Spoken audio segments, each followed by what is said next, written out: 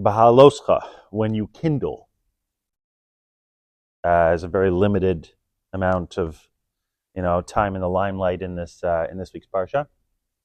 But there's a few words that maybe stand out, and I guess one of the interesting things when you look at the parsha at face value is that there seems to be something in the middle that sticks out, kind of like a sore thumb. Behaalotecha, when you kindle. But what's important about the kindling is that you turn to face the menorah. That's the takeaway from the beginning of the parsha. Aaron, when you light it, you should face it. And they bring down that one of the reasons why this is said now is because Aaron was feeling maybe a little uncomfortable after seeing all the Nesiim go. They all brought these amazing gifts. Moshe says, no, you have something that's more enduring. It's important. You're going to follow it. You're going to be able to do this. Okay, it's an interesting way to start off the parsha. After that, we go through some other things that seem to be kind of on the side also. We consecrate the Levites. They're separated. We have a different set of timeline for them. Now it's from 25 to 50. That's when they work. We have Pesach and Pesach Sheni, how you bring the korbanos. Maybe it's interesting if you think about this first Pesach Sheni as an idea. When would you be able to use Pesach Sheni if you were stuck on the road somewhere, if you were Tameh? And I think maybe it's interesting to say it at this point because the Bnei Yisrael were stuck on the road, but they were all together here. I'm trying to think of what kind of scenarios would have required somebody to be in a Pesach Sheni status here. But right after that, we talk about when it's time to move. And when is it time to move? It's time to move when the clouds tell you to move. And the time when it says that they moved, this is going to be like told right after this, is the next time for moving, is I think it's 7 or 8 days right after the time of Pesach Sheni. What's telling you to move? The clouds. The clouds are these spiritual things. There were 7 different kinds, one on each side, one above, one below, one that flattened mountains. Each one was doing its own job.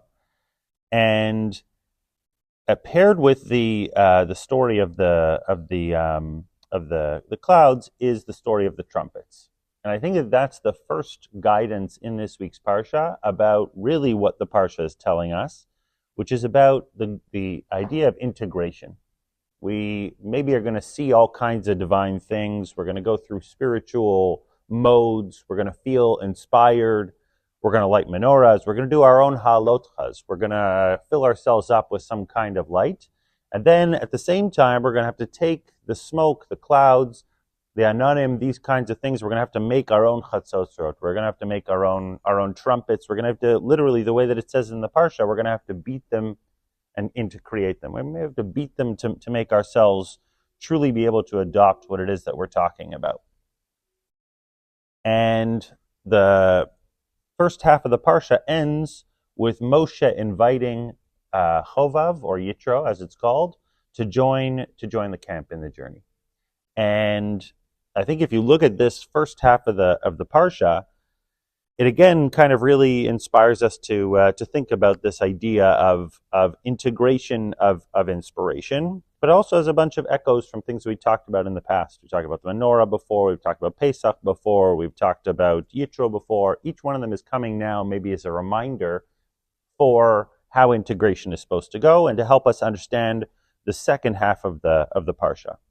But before we go to the second half of the parsha, we have the very famous pair of psukim in the middle, Vayhi binso Aaron, Vayomer Moshe, and then Uvnu Chayomar. And these 2 psukim are surrounded by upside-down nuns. The parsha says, a different mafarshim that bring this down, that this actually could have been its own book in the Torah. It would have been 7 books of the Torah, the beginning of Bamidbar, the end of Bamidbar, and this little one book of 2 psukim in the middle, it could have stood on its own. I mean, very interesting to think about, but in some sense, the Vayhi binso Aaron is the ideal of how a Torah guidance would be. When you are traveling, when the Aaron is going, when we're disseminating the message of the Aaron, then Hashem should vanquish all the enemies from in front of us. And when we are at rest, Hashem should rest amongst us. And that could be Kol HaTorah Kula. the reason why the nuns are upside down maybe is a way to help us understand that this is almost like a vision into something that would otherwise be nistar. It's a portal to see something that would be out of reach. And what's amazing is that this one portal of a vision into something that could have been the most high thing precedes the beginning of, I don't want to call it the downfall, but definitely a series of challenges that come up, of complaining and of almost disconnection from the nation to Hashem. And it starts off right after Vayhi bin Sauron with a story of some complainers. There's a story how they were burnt. There was a fire that came up. Moshe prayed for that to stop. And immediately after that, they start complaining that they don't like the man. We need slav, we need meat, we remember. And the Mefarshim bring down that what's so challenging about the fact that they're asking for man, or they're asking for something more than man, is that they are spending time now remembering Egypt, and all they remember is the meat and the fish and the good times. And in a way, it's amazing because you can take a person out of a challenging situation, and some people can walk out of that challenging situation and remember only the bad things. And when you put somebody in another situation, they can walk out and they remember only the good things. And here we have kind of a paradoxical way of this memory, but we need more than man. We're not satisfied with this. They only remember from all their years and years of slavery what was good. There you go. That's a beautiful way to put it. This is a toxic positivity remembrance right here.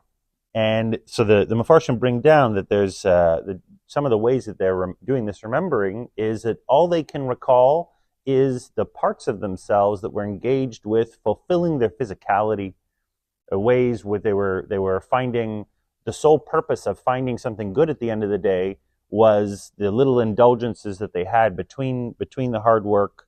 So the identity that they were connecting with is not this higher identity. They're not connecting with the same identity that would be able to connect with Vayhi bin Sauron. And immediately after this, Moshe responds with, a very challenging statement to deal with. He says, I can't deal with these people. I can't handle the burden alone. He says dafka alone, but he says, he goes so far as to say, get rid of me. As an act of mercy, God, kill me.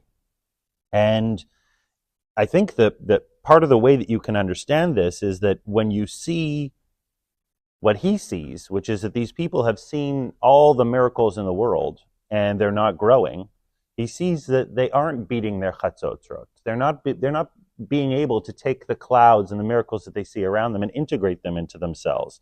He says no matter how much miracles, as Sforno says, no matter how many miracles that they see, they're not able to convince themselves that this is that they can grow out of that challenging identity of indulgence and toxic positivity that they have. So what's Hashem's answer? He says, put in 70 elders. And it's interesting because we talked just before, we had the Yitro story. Yitro told them before to do 70. What happened to those 70? So the Mefarshim bring down that they actually died in the fires that were at the edges. So this was a replacement group of those people. And Hashem, in a way, also answers this call. He gives prophecy to the people of the camp, right? And we have this interesting story of Eldad and Medad. They were prophets in the wrong place. And it's like a very interesting story here, off topic a little bit. What were the different kinds of prophecies that Eldad and Medad could have brought down? So some say that it was the story of Gog and Magog. Some say that it was the story that Moshe would die and Yoshua would succeed him. This also explains maybe why Yoshua comes immediately afterwards and says, "Get rid of the prophecy." They're prophesying outside of the Mishkan. They're in the wrong place. And Moshe answers, "No, that's a good thing. It's a good thing to finally be able to see." He says, "Kol am haneviim, kol am Hashem neviim." It would be good if they all were. Because it's finally him being able to see that there's a spark of people that are able to move past this old identity that they have. They're able to adopt a new way of thinking. And in a way, what he's saying, also the Chabad brings this down, interesting language because they prophesized outside the Ohel. I don't know exactly where the Ohel plays into the story of the Chabad message here, but part of what the guidance is that sometimes you have to be able to step outside of the confines of the normal setup, but from a place of humility. Eldad and Medad were both, the names, if you look at them, are from Lashon of Hashem loved. Either they were accepting of love or they were beloved. They were the modest of the people. And this connects literally to the end of the Parsha also with the humbleness of Moshe. We talk about that in just a second. But maybe one of the last prophecies that they could have given is the Maisa of the Slav. Why is it so amazing? Because right afterwards, their prophecy comes true. And you have this nation that, in a way, they're challenged. What's the Slav going to do for them? They're going to have so much of it, the Torah says, that it's going to be coming out of their nose. They're going to be nauseated from having so much of it. The indulgence that they want is going to be their own undoing. So this prophecy of the Slav coming, in a way, was very nice for them to get it, but it kind of proves to them that their old way of thinking is they've outgrown it in a way. It's like maybe giving them a nudge that, you go do the same things that you used to do. I could have Shabbos party, but I can't eat an entire the small bag of sour sticks, not the big bag. I used to be able to crush, it would make you sick. You start to feel like it's coming out of your nose, and you really recognize that when you do the same things that used to work for you, they don't work anymore. And maybe that's what connects to the last part of the Parsha, which is the story of Miriam getting tsaras again. So again, we've talked about tsaras before. We talk about it again right now. Moshe and Miriam and Aaron are standing, and they call out, or Miriam calls out her brother for marrying a Cushite woman. So firstly, this is one of the oldest of call-outs that a person can make. We won't get into, how that continues through the generations. But maybe to give her some credit, one of the ways that the Mefarshim bring down the story is that Miriam was doing this as a question of Moshe doesn't need to be. We've now seen that a lot of people can have nevuah, and there was a story that Moshe was porish from his wife. He separated from his wife for purposes of reaching this level of nevuah. So Miriam is really saying he married his wife. He doesn't need to be porish. You see, other people are now being able to do nevuah too. So she had his best interests in heart. But even though she had his best interests in heart, the Rambam says this is the biggest reminder not to do any kind of lashon hara. What's the story that we take away from this? Moshe, we find out right after this, he's got his best wing god, I guess you want to call it, advocates for him, and he says, no, Moshe is anav mikol adam. And from this we learn also one of the most challenging things that a person can face is when they're insulted, when they're indignant, they're attached to an identity perhaps that says that they don't deserve this, they're better than that.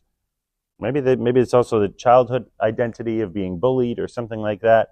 Moshe was able to water off a duck's back and let this totally pass over him. And Hashem jumps in and he says that Moshe was anav mikol adam. And maybe there's a parallel with all of this. If you look through the Parsha, there's a word that pops up, is kind of peppered in and out. I don't know exactly how many places, lifnim, lifnei, panei, we talked about this with the menorah. This is when Aaron at the end, they say that Miriam never was claimed to have tsaras. It just says that Aaron turned to her and behold tsaras. He didn't do the act that the Kohen has to do of declare the tsaras. Part of the challenge here with all of this is how do you save face and at the same time be able to look the challenges that you face in the face, I guess, and be able to move forward and have the Aaron move forward in front of you and know that you trust God to be able to move forward in front of you. There's a line here that Rabbi Sachs brings down from C.S. Lewis, which I think was very interesting. I'm just going to say as a closer. He talks about what it takes to be able to move forward and to be able to grow in this way. and this idea of Anav Mikol Adam, of Moshe being that Anav. And he says that, C.S. Lewis says, humility is not about thinking less of yourself, it's about thinking about yourself less. So with that, we have some guidance on how to proceed.